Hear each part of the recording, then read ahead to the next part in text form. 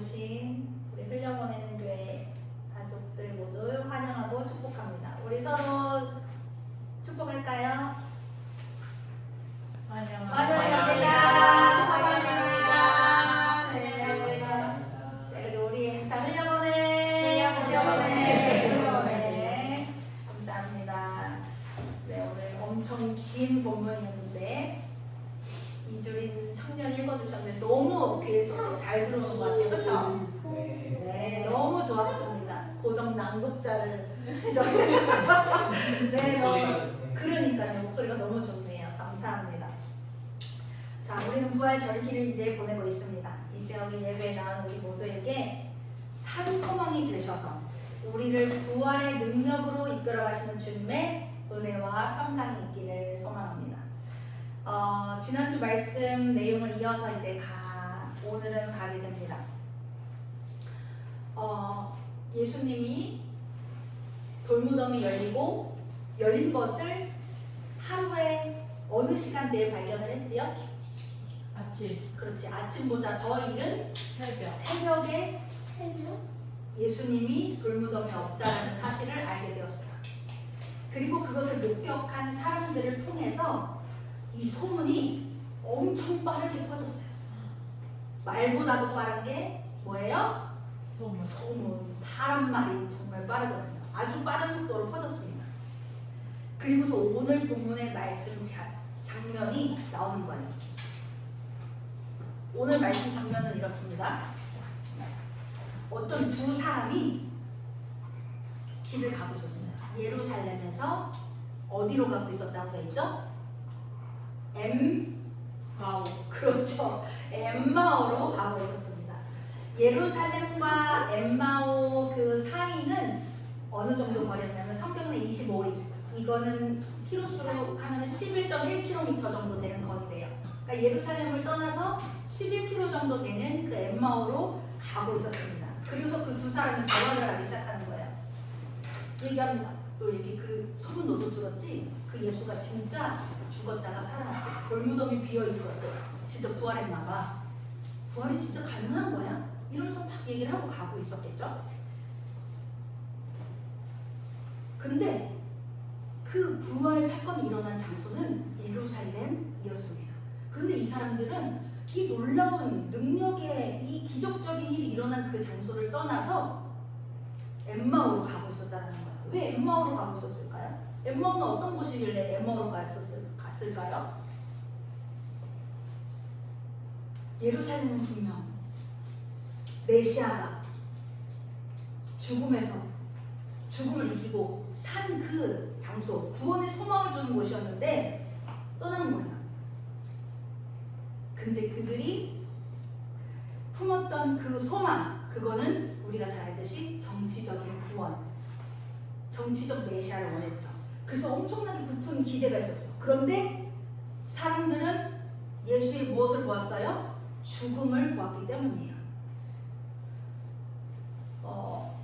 사람들이 얼마나 예수님을 환호했는지 우리가 잘 알죠. 종료주일 말씀을 나누면서 예루살렘 성으로 들어오는 예수님에게 자기 옷 다 벗어서, 다는 아니죠, 겉옷을 벗어서 길을 깔고 어서오세요 하시고 종려나무까지 흔들면서 환영을 했었던 거, 얼마나 예수님 해방과 구원에 대한 기대가 높은 장소였는지 알 수가 있어요.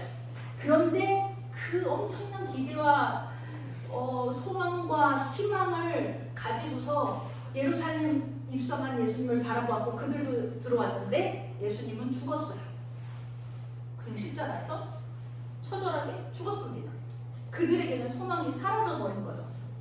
그래서 그들은 이제 나 이제 이 힘든 억압받는 이 삶에서 해방될 줄 알았는데, 구원을 받을 줄 알았는데 끝났네? 내 인생 끝났네?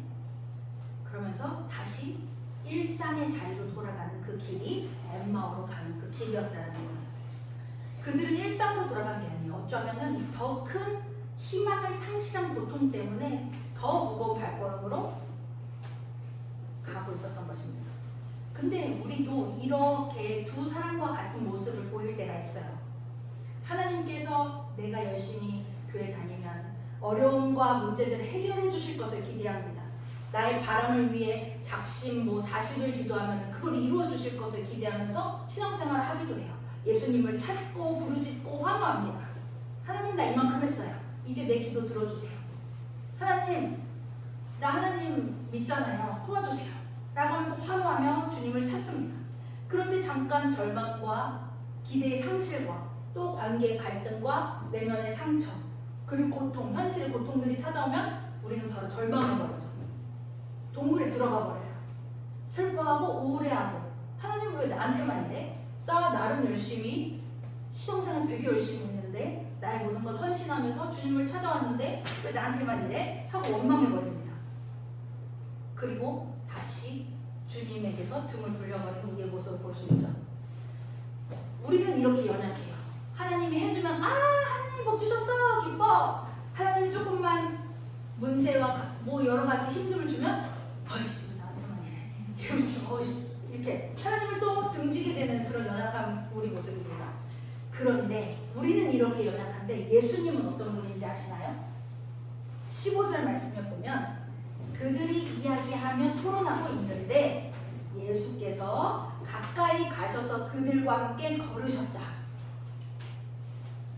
이렇게 예수 부활을 믿지 못하고 자신들의 기대와 희망이 좌절된 상태로 예수님으로부터 돌아서서 엠마오로 가고 있는 그 제자들, 그 사람들, 어쩌면 괘씸할 수도 있는 그 사람들에게 예수님은 어떻게 하셨대요? 가까이 다가오셨다는 거예요.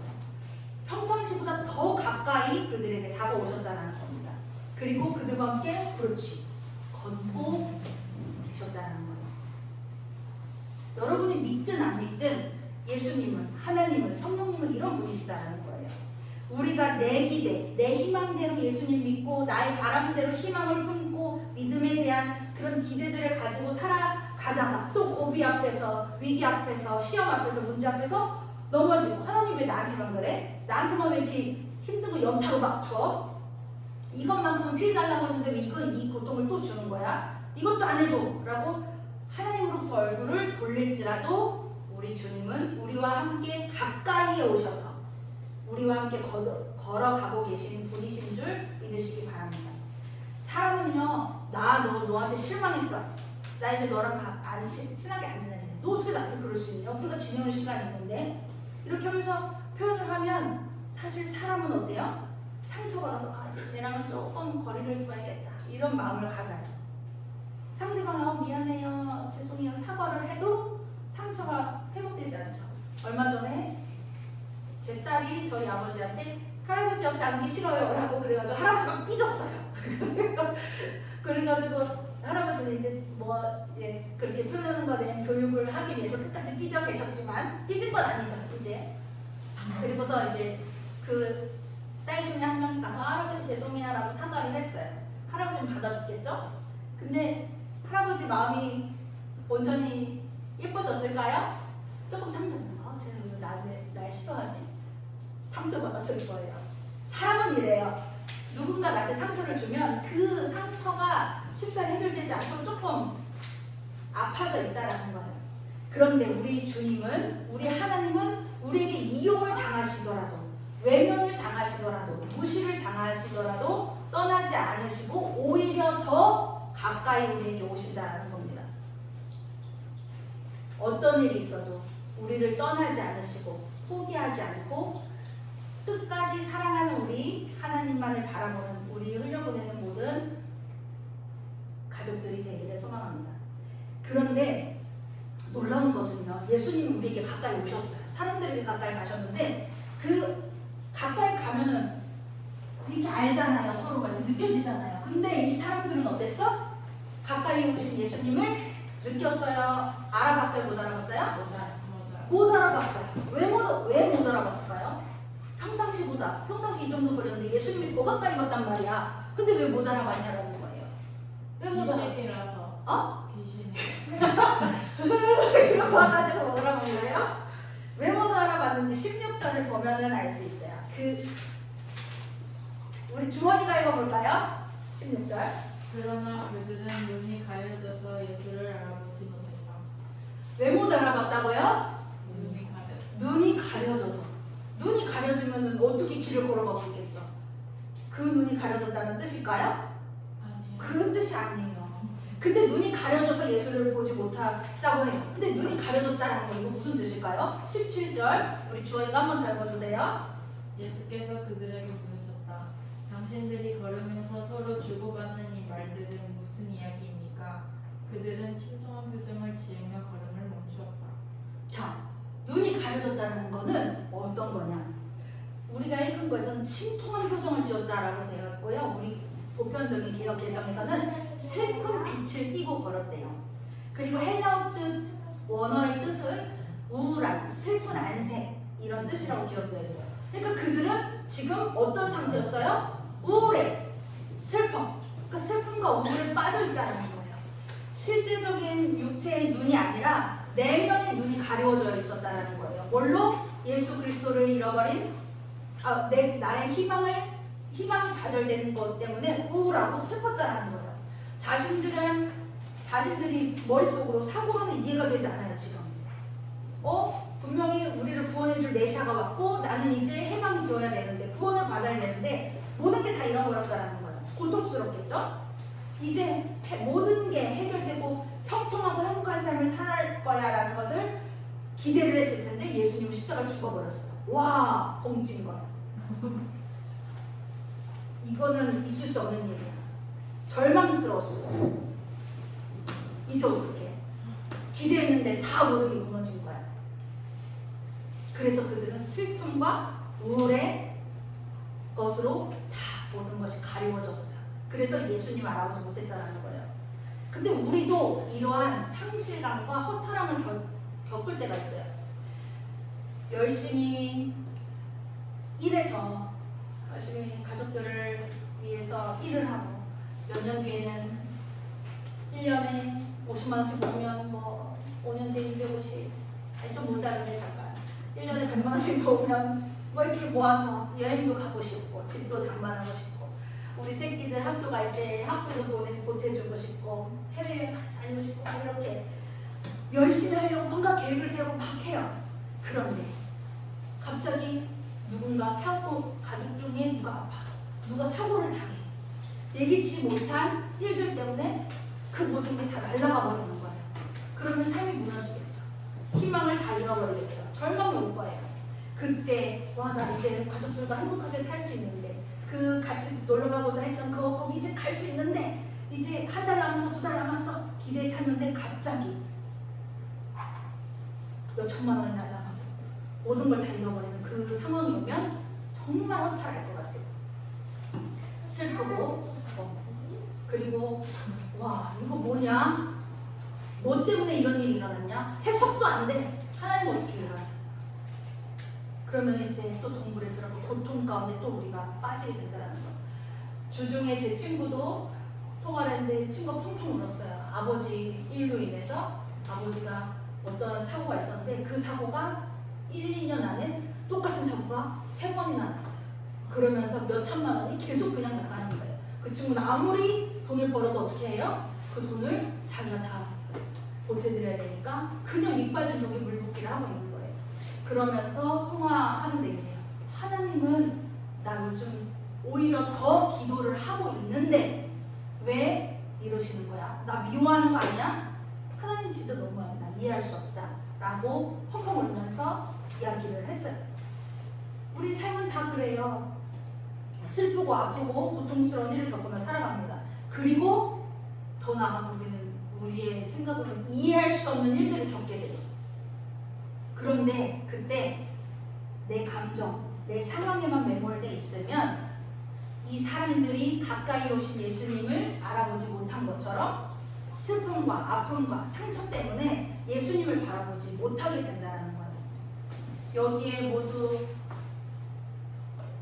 앉아있지만 우리 가슴속에 박힌 옷이 하나쯤은 있을 거예요.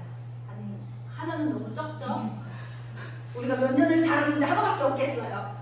얘네만 봐도 엄마로 인해 박힌 못이 얼마나 많겠어요. 뭐 10개, 100개 많겠죠?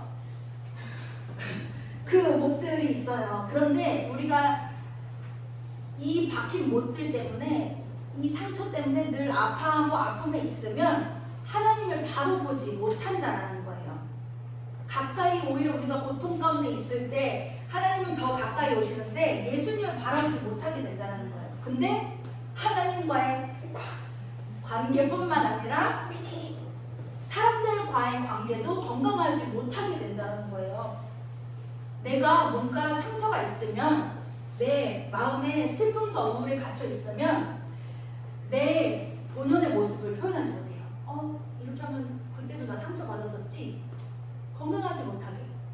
상대방은 그런 의도가 없었는데 아니야, 그렇게 날 힘들게 했어.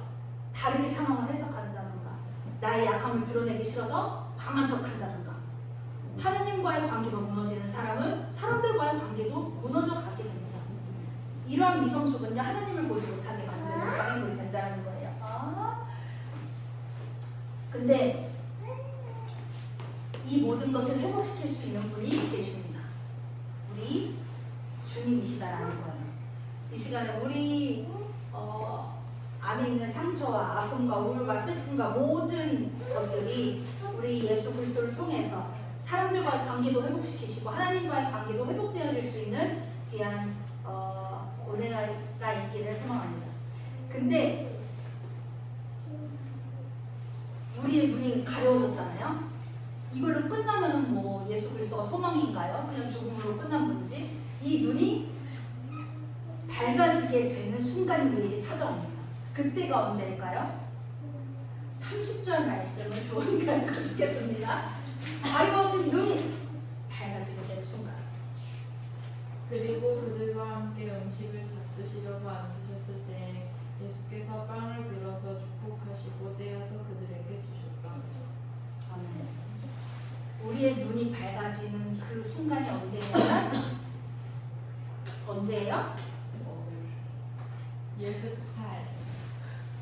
예수님이 떡을 나누어 주셔서 그 떡을 우리가 받았던 그 순간에 눈이 밝아지게 된다는 거예요. 그때를 우리의 지금의 현실에서 적용하면 언제일까요? 성찬식. 그렇지, 성찬식. 그리고 예배의 시간이라는 거예요.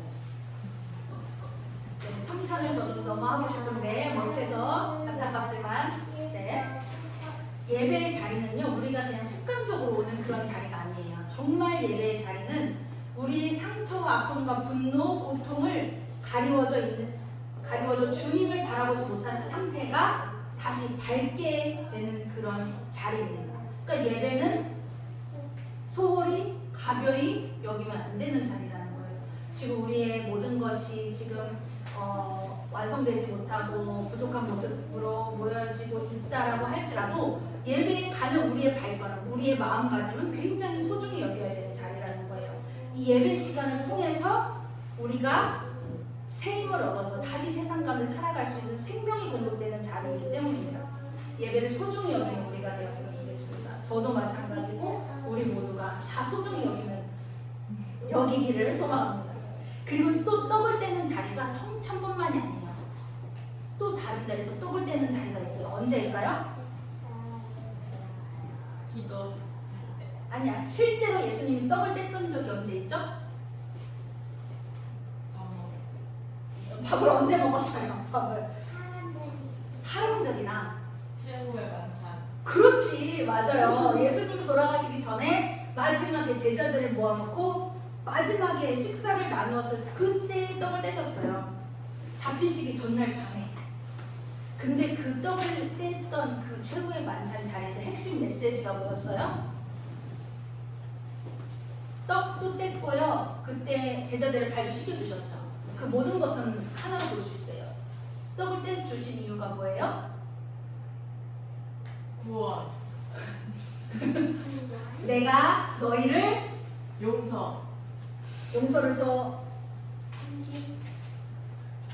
사랑한 것 같이 너희도 어떻게 해요? 서로 사랑하라는 게 핵심 메시지예요. 떡을 뗀 이유는 이거예요. 예수님이 떡을 떼어준 이유는 내가 너에게 떡을 떼준 것처럼 너희도 서로 떡을 떼라는 거예요. 예수님은 어떤 떡을 우리에게 주셨어요? 자신의 살을 떼어서 목숨을 주셨어요. 그것처럼 우리가 어떻게 해야 돼? 사람들을 사랑하고 섬기라는 거예요. 우리가 신앙생활 혼자서 성경 엄청 열심히 읽고 뭐 유튜브 책 보면서 신앙생활 깊이하는 거 굉장히 중요한데 왜 공동체로 모여요? 서로 사랑하기 위해. 그렇죠. 혼자 뭐 이렇게 사랑하는 게 뭐 사랑하는 거 서로 사랑해야 되는 거잖아요. 이 공동체라는 것은요 서로 상처도 받는 관계일 수 있지만 이곳에서요 회복이 일어나고요 성령의 역사가 일어나는 게 공동체를 통해서 일어난다는 거예요. 이곳에서 다른 곳에서 받은 상처, 아픔 모든 것들이 이 공동체 안에서 회복되어져 간다라는 것입니다. 그래서 공동체가 매우 중요하다는 거예요. 그래서 예수님은 떡을 떼어 주시며 자신의 살을 내어 주셨던 그 장면을 통해서 눈이 어두워졌던 사람들이 눈이 보이기 시작했다라는 거예요. 그리고 사랑이 어두워져 있는 우리들이 이 공동체 안에서 다시 사랑이 회복되어지는 그런 역사를 이곳에서 우리가 만끽할 수 있다는 겁니다. 근데 예수님은요 되게 웃겨요. 눈이 가려졌다가 보여졌어. 예수님이네 하는 순간 예수님이 어떻게 됐을까요? 없어졌어요. 대박 없어져 버렸어요. 진짜 웃기지 않아요? 예수님을 못 봤는데 알게 됐는데 갑자기 예수님이 이게 예수님이구나라고 깨달았는데 예수님이 뿅 하고 사라져 버렸어요. 왜 사라졌을까요?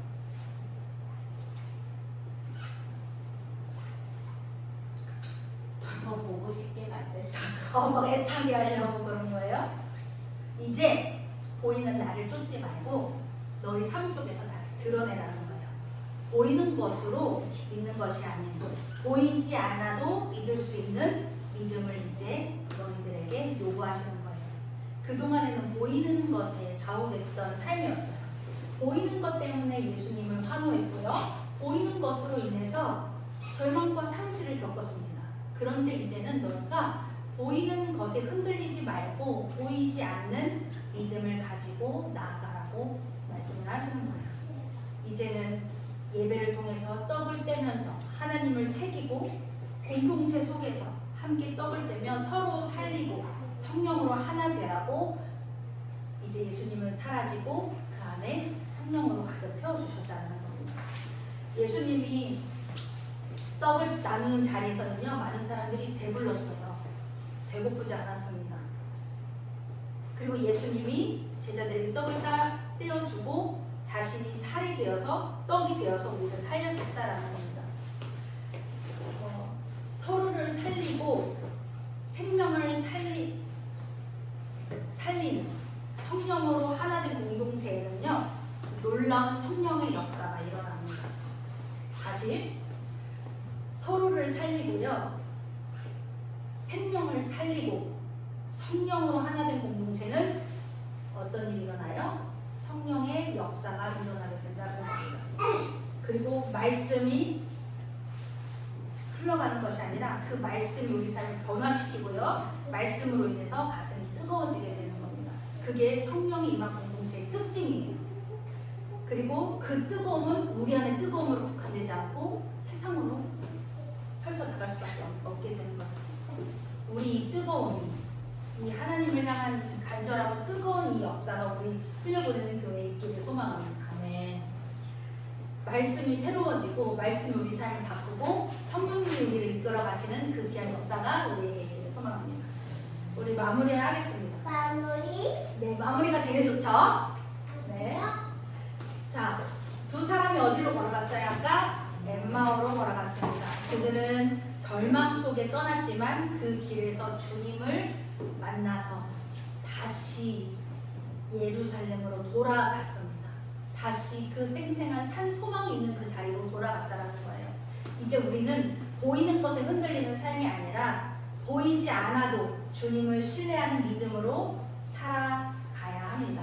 우리 교회도 말씀으로 마음이 뜨거워지고 떡을 떼는 예배와 공동체 속에서 우리의 어두워지고 가려져 있던 눈이 열려서 다시 사명의 자리로 나아가는 삶이 되기를 소망합니다. 혹시 우리 가운데 엠마오로 가고 있는 분들이 계시다면 주님은 그 엠마오로 가는 길 그 위에 여러분들과 함께 걷고 계심을 믿으시기를 바랍니다. 그리고 그 믿음을 가지고 이제 다시 예루살렘으로 세상으로 가야 합니다. 근데 그 길은 절망의 길이 아니라 생명의 길입니다. 그 길로 돌아갈 수 있는 우리가 되길 소망합니다. 주님은 분명히 살아계시고 지금도 우리와 함께 하십니다. 다시 예루살렘으로 삶의 방향을 돌릴 수 있는 저와 여러분이 되기를 주님의 이름으로 축복합니다. 기도하겠습니다.